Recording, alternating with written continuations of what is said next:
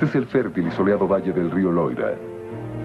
El Loira fluye a través del corazón de Francia, tanto geográfica como espiritualmente. Fue aquí donde en el transcurso de un siglo de guerra con Inglaterra, la idea de Francia como nación tomó forma. Donde los avances del enemigo fueron detenidos y donde los reyes y las reinas de Francia eligieron construir los castillos más bellos del mundo.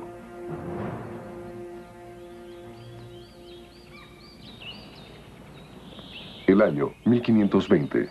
Francia prospera bajo su nuevo rey, un joven que gusta de la arquitectura, las damas hermosas y la cacería.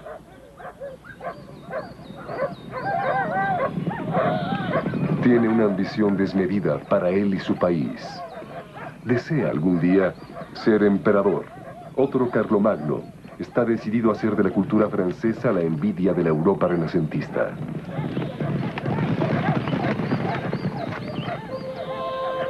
Concibe una creación fantástica en medio de un bosque lleno de animales de caza. La construcción más extravagante, de mayor tamaño y la más moderna de su época. Un palacio incomparable que asombraría al mundo y a las generaciones por venir.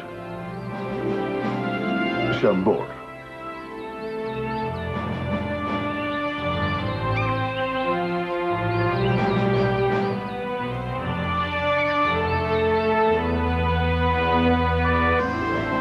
Con sus numerosas torres y cúpulas, el castillo ha sido comparado tanto con un atestado tablero de ajedrez como con una mujer cuyo cabello ha soltado el viento.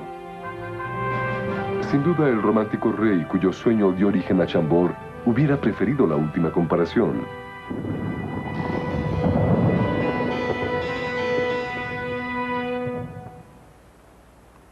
Francisco I tenía apenas 20 años cuando sucedió a su primo en el trono en 1515. Criado y mimado por su madre viuda, Francisco creció versado en las florecientes artes del Renacimiento. Llegó a amar los relatos de valentía caballeresca y romance cortesano más que sus lecciones de latín. Prefirió la emoción de la cacería a los delicados detalles del arte de gobernar. Pero era inteligente y generoso, y después de una larga línea de monarcas opacos y enfermizos, el pueblo de Francia estaba encantado con su joven y carismático rey. Poco después de su coronación, Francisco marchó a Italia para recuperar el ducado de Milán, que su familia había perdido, recuperado y vuelto a perder. Para el asombro de toda Europa, tuvo éxito. Durante su triunfante viaje a Milán, Francisco vio de primera mano las obras de los artistas y arquitectos renacentistas que había estudiado de niño. Volvió a Francia con algo más que una victoria, con una pasión por el arte del Renacimiento italiano y el sueño de igualarlo en su propio reino. Inclusive logró convencer al ya anciano Leonardo da Vinci de acompañarlo a Francia, junto con la famosa pintura La Gioconda, mejor conocida como la Mona Lisa. Con ayuda de Leonardo, Francisco se dispuso a realizar sus sueños arquitectónicos, primero ampliando este castillo en Blois. Pero Blois pertenecía a su reina y sus hijos. Su estatura como monarca renacentista exigía que tuviera su propio majestuoso castillo, un castillo como Europa nunca había visto. Su vista se posaría en las afueras del bosque de Chambord. Algunos dicen que fue el amor de una mujer lo que le trajo aquí. Un ilícito romance con la bella condesa que vivía en las cercanías. También es posible que la abundancia de animales de caza lo haya traído a Chambord. Aunque el terreno pantanoso no era el sitio ideal para la construcción, Francisco había tomado la decisión. Su castillo se levantaría aquí.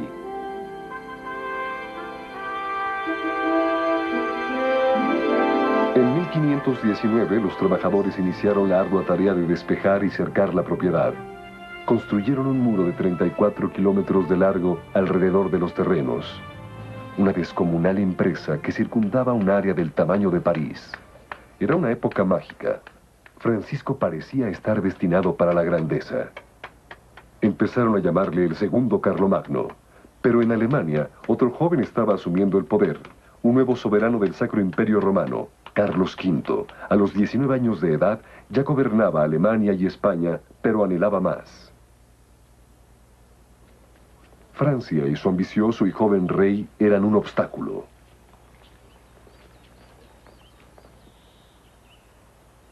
Nadie sabe con exactitud quién diseñó Chambord. Es evidente que lleva el sello de Leonardo da Vinci, pero el genio murió justo antes de empezar su construcción en 1519. La muerte de Leonardo fue un golpe para Francisco, quien veneraba al artista. Un historiador describe conmovedoramente cómo el joven rey sostenía la cabeza de Leonardo en sus últimos momentos. Sin embargo, Francisco se encontraba lejos, celebrando el nacimiento de su segundo hijo, cuando se enteró de la muerte de Leonardo.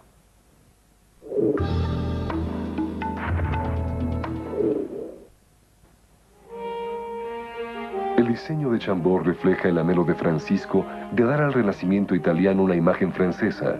La torre principal cuadrada es italiana, pero las macizas torres de las esquinas son medieval francés. La distribución de las habitaciones es única. Se centra en una cruz griega que divide la torre principal en 4 secciones separadas. Una magnífica escalera en espiral se eleva donde los brazos de la cruz se unen. La escalera está construida tan ingeniosamente que el que sube puede ver a los que bajan sin encontrarse con ellos, porque son realmente 2 escaleras que se envuelven entre sí. Este es el genio de Leonardo da Vinci. Estos dibujos de Leonardo muestran una escalera diseñada con 4 volúmenes independientes. Es probable que el artista la haya trazado para Chambord, pero los maestros mamposteros que supervisaban la construcción del castillo simplificaron el diseño a solamente 2. Hasta la fecha, la escalera es una maravilla de ingeniería e ingenio. El castillo terminado sería todo lo que Francisco había soñado. Una asombrosa combinación de tradición francesa, renacimiento italiano y el genio y el humor de Leonardo.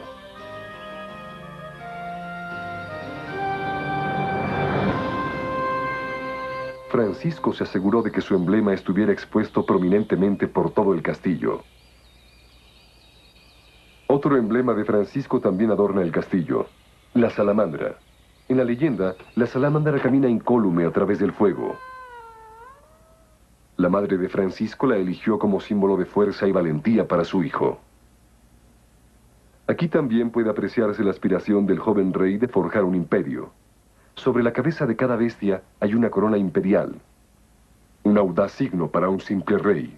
En realidad, solo su joven rival, Carlos V, ostentaría la corona imperial. Francisco y su castillo pagarían caro sus ambiciones imperiales. En 1525, en la batalla de Pavía, el destino favoreció a su enemigo. Francisco fue herido y capturado. Durante un año languideció en una prisión española y la construcción de Chambord se suspendió.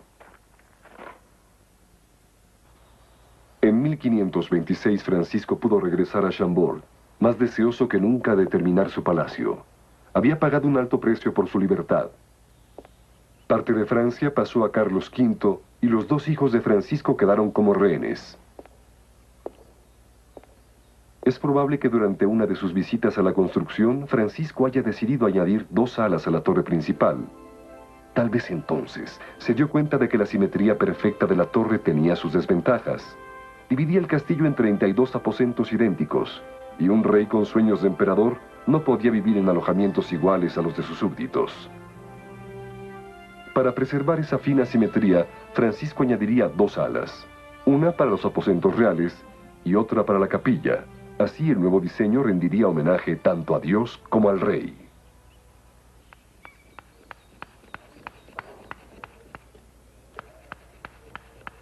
A partir de 1526, 1800 hombres trabajaron continuamente en la construcción del castillo.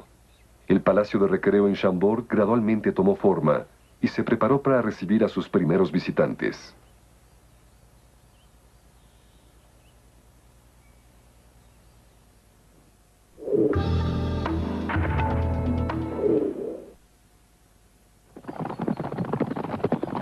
Francisco I nunca fue el mismo después de su encarcelamiento en España.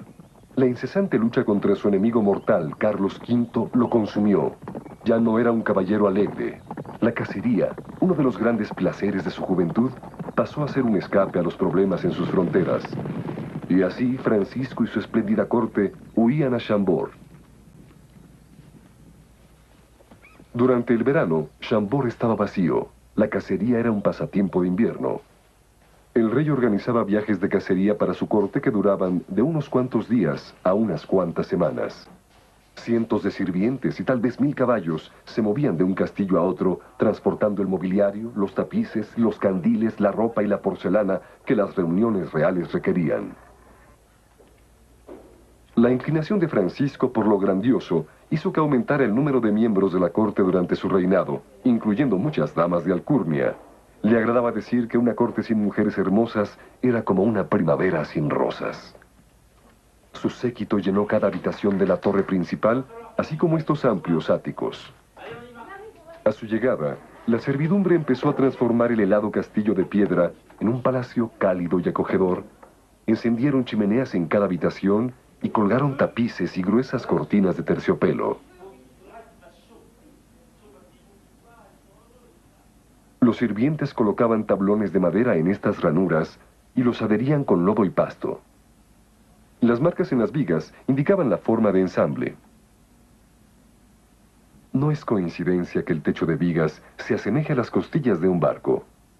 Fue hecho por constructores de buques que trabajaban en el castillo durante los meses de invierno, cuando cerraban los astilleros.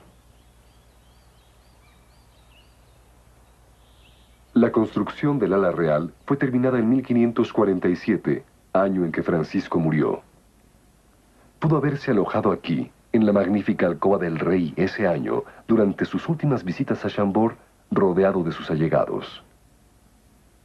En esa época, el rey pudo haber compartido su cama no solo con su esposa, sino también con algún invitado favorito. La intimidad no era considerada un lujo. Un séquito de sirvientes rodeaba al rey, ya sea que estuviera presidiendo la corte, cazando en los bosques o dormido en su cama. De noche los sirvientes dormían en catres plegadizos alrededor de la cama de su señor. La presencia de Francisco se siente en todas partes. El estudio del rey, anexo a la alcoba, fue diseñado para ofrecerle un refugio del bullicio de la corte. El techo, ricamente labrado, tiene su inicial F y su tótem, la salamandra.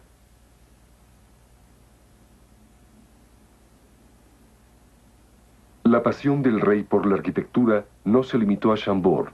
De hecho, ningún otro monarca construiría tantos castillos, pero fue aquí en Chambord donde su visión de un renacimiento francés llegó a su culminación. Aquí, Francisco no escatimó dinero ni esfuerzo. Aquí consintió toda aspiración de elegancia arquitectónica.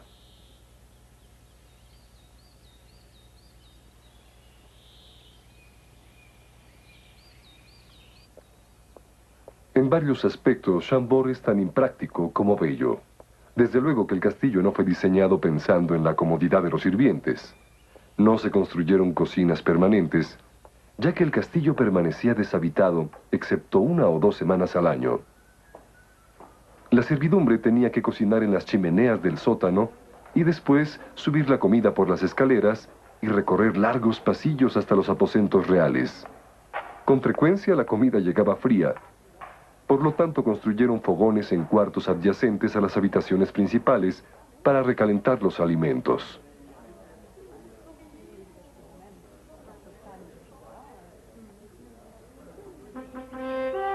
El momento más importante en Chambord, y tal vez el único triunfo de Francisco sobre su rival Carlos V, tuvo lugar en 1539. Durante una de las breves treguas entre ambos, Francisco dio una recepción que duró 1 semana para su enemigo mortal. Se cuenta que un ramillete de damas jóvenes precedía al emperador a donde fuera, esparciendo pétalos de rosa en su camino. Carlos quedó muy impresionado y se refirió a Chambord como una síntesis de todo lo que el esfuerzo humano puede lograr.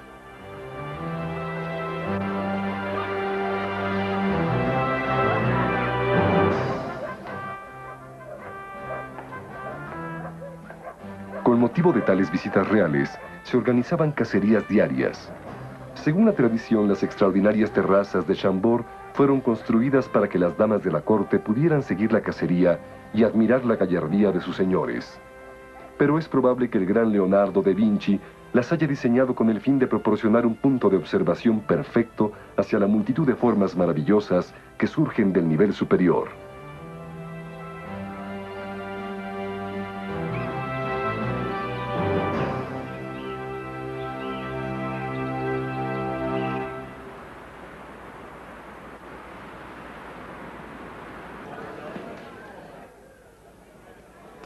Las noches en Chambord eran para festejar y divertirse. Los invitados se reunían alrededor de la escalera espiral a charlar animadamente. En el segundo piso de la torre principal, la música y el baile llenaban los salones que salían de la escalera.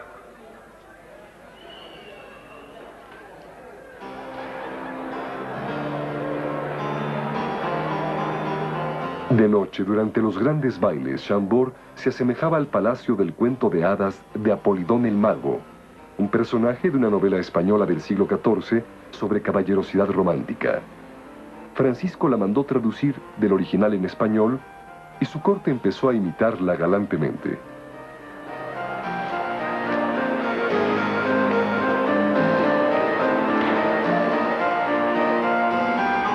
El extravagante diseño de Chambord pudo provenir de los dibujos de un manuscrito medieval que capturaba el ambiente de una época romántica que fenecía y que Francisco, el gran mecenas renacentista, nunca dejó de festejar.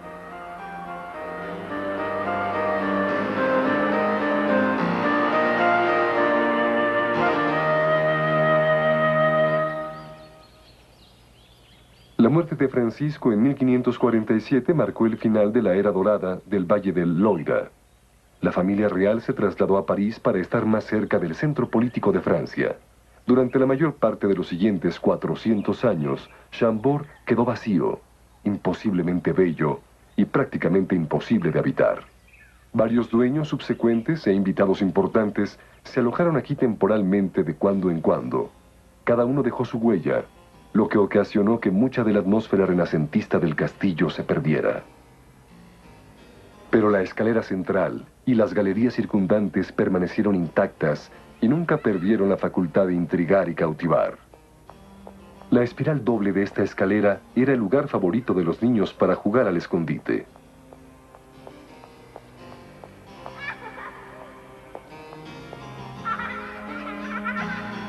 La riqueza de los labrados decorativos hacen de este lugar uno de los más exquisitos ejemplos del arte escultórico renacentista en Francia, así como un deleite para los niños. Periódicamente, Chambord mostró indicios de negligencia. Las figuras decorativas se deterioraban, los techos tenían goteras y algunos muros amenazaban con derrumbarse. Bajo Luis XIV, Chambord volvió a la vida brevemente. El Rey Sol estaba encantado con este magnífico edificio, antecesor arquitectónico de Versalles. Empezó a restaurarlo y construyó este apartamento en el centro de la torre principal, dejando desocupada el ala real. Revestimientos de madera, cortinas y pisos de parqué hicieron más confortable el castillo.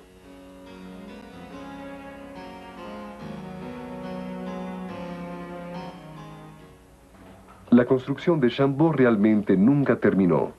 Artesanos y constructores han trabajado aquí de vez en cuando durante casi 500 años. Su restauración continúa hasta la fecha bajo la misma rigurosa supervisión que Francisco I realizara. Después de que los mamposteros colocan la piedra, los escultores producen los magníficos detalles. Esta F solamente tomará 3 días en terminarse.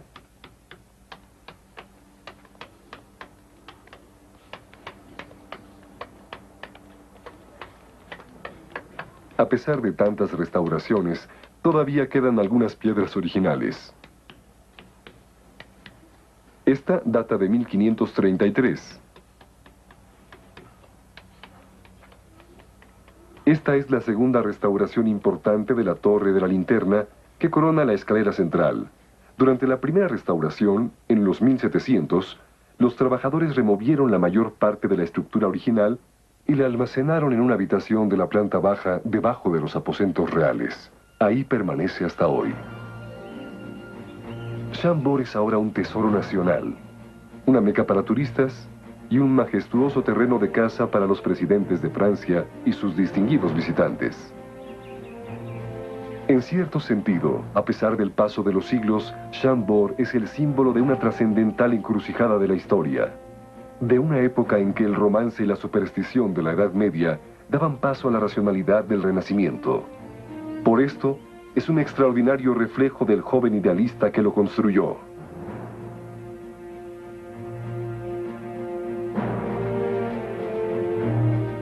En el corazón de un gran bosque, la visión mágica de un hombre que fuera caballero medieval y rey filósofo renacentista perdura. Chambord.